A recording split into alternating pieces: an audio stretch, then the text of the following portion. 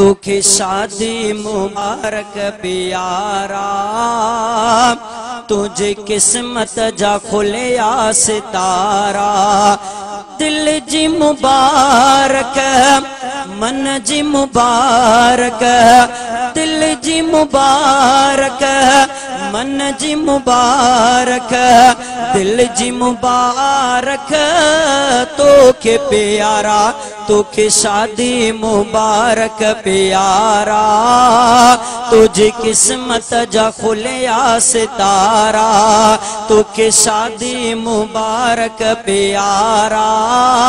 तुझे किस्मत जा खुलिया सितारा।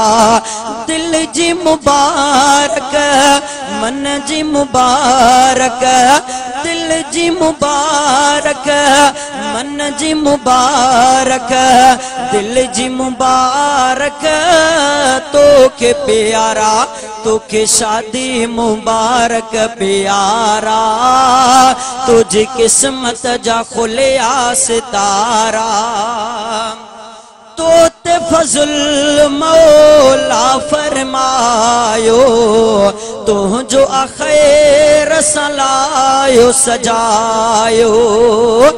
तू ते फजुल मौला फरमायो, तो जो अखैर सलायो सजायो।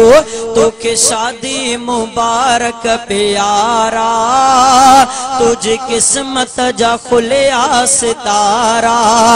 दिल जी मुबारक, मन जी मुबारक, दिल जी मुबारक, मन जी मुबारक, दिल जी मुबारक, तोखे प्यारा, तोखे शादी मुबारक प्यारा। तुझे किस्मत जा खुलिया सितारा, तोखे शादी मुबारक प्यारा। तुझे किस्मत जा खुलिया सितारा। दिल जी मुबारक, मन जी मुबारक, दिल जी मुबारक, मन जी मुबारक, दिल जी मुबारक, तोखे प्यारा, तोखे शादी मुबारक प्यारा। तुझे किस्मत जा खुलिया सितारा।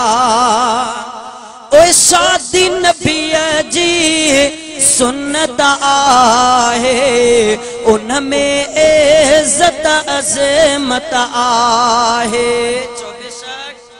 ओ शादी नबी जी सुन्नत आहे, उनमें इज्जत अज़मत आहे।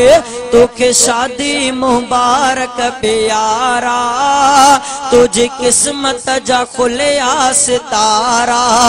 दिल जी मुबारक, मन जी मुबारक, दिल जी मुबारक, मन जी मुबारक, दिल जी मुबारक, तोखे प्यारा, तोखे शादी मुबारक प्यारा।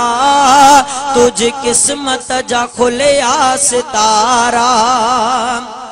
घोट अज़हर तू शादी करें प्यो, झोल खुशिया सां पंहिंजी भरे प्यो।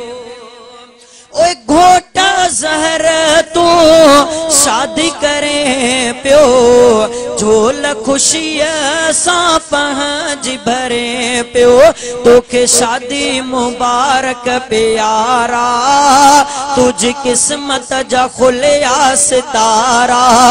दिल जी मुबारक, मन जी मुबारक, दिल जी मुबारक, मन जी मुबारक, दिल जी मुबारक, तोखे प्यारा, तोखे शादी मुबारक प्यारा।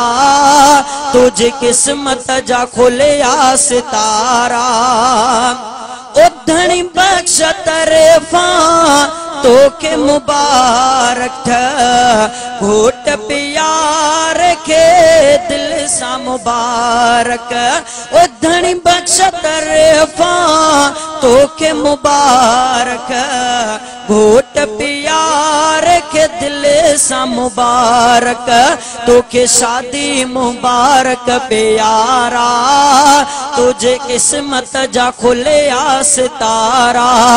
दिल जी मुबारक, मन जी मुबारक, दिल जी मुबारक, मन जी मुबारक, दिल जी मुबारक, तोखे प्यारा, तोखे शादी मुबारक प्यारा, तुझे अजमत जा खुले सितारा।